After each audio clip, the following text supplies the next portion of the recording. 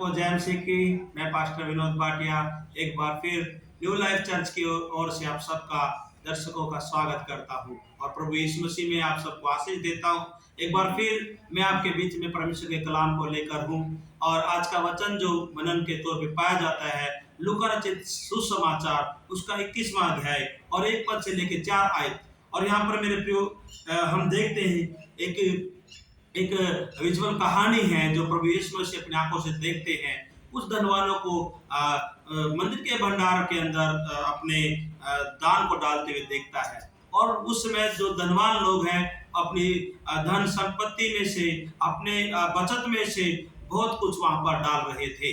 लेकिन कुछ समय के बाद एक विधवा वहां पर आती है और विधवा को मेरे प्रियो जब प्रभु यीशु मसीह उसको 2 दमड़ी डालते हुए भंडार में देखता है तो प्रभु यीशु मसीह बोल उठते हैं, इस विधवा ने सबसे ज्यादा दान डाला है।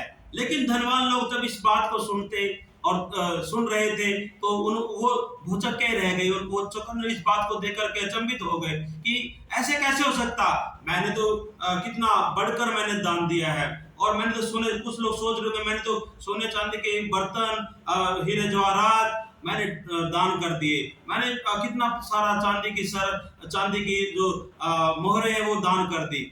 हो सकता है बहुतों का अपना अपना विचार रहा होगा, लेकिन प्रभु यीशु मसीह ने एक पल में उस विधवा को जब 2 दमड़ी डालते हुए देखता है, कहता है इस विधवा ने सबसे ज्यादा डाला है। हालेलुया।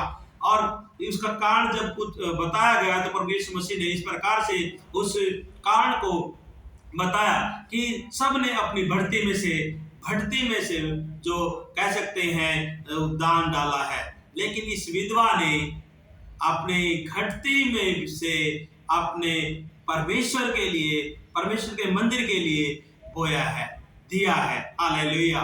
मेरे प्रिय एक उत्तम बात थी, उसके पास 2 दमड़ियां थी, उसके पास कुछ भी नहीं था, उसके पास जीविका का कोई दूसरा संसाधन भी नहीं था, लेकिन उसने किसी इस बात की परवाह ना की कि शाम को क्या होगा, सुबह क्या खाएंगे, क्या हमारे जीवन के साथ घटेगा, इन बातों की चिंता परवाह ना करते हुए उस विधवा ने अब परमेश्वर के भवन के अंदर 2 दमड़ी जो दान है वो डाल दिया।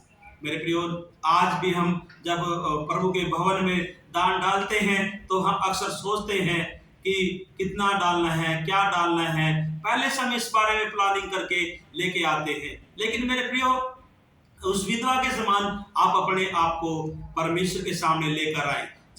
अगर आप विधवा के समान प्रभु के सामने अपने आप को पेश करते हैं तो मेरे प्रियो जब परमेश्वर जो आज हमारे बीच में मौजूद होता है अपने वादे के मुताबिक, उसका वचन में लिखा है जहां 2 या 3 एक मन के साथ इकट्ठे होते हैं परमेश्वर उनके बीच में मौजूद होता है, प्रभु यीशु मसीह वहां पर मौजूद होता है। तो उस समय वो देखता होगा तो आपको दान डालते हुए तो आपको क्या देखता होगा कि आपका जो मेरे प्रियो कह सकते हैं कि आप अपनी बढ़ती में से डाल रहे हैं या फिर घटती में से डाल रहे हैं, आप समर्पण के साथ डाल रहे हैं या फिर बिना समर्पण के आप परमेश्वर के भवन में बो रहे हैं, ये मायने रखता है। मेरे प्रियो जब भी आप फ्यूचर में भविष्य में अपने मेहनत से, अपनी कमाई से, निकमाई से परमेश्वर के भवन के लिए, उसकी सेवा के लिए, उसके सुसमाचार की बढ़ोतरी के लिए जब भी आप होते हैं तो मेरे प्रियो पूरे समर्पण के साथ, पूरे मन के साथ, पूरी आत्मा के साथ, तन मन धन से परमेश्वर के भवन के भंडार की तरफ, उस थैले की तरफ आप हाथ बढ़ाएं।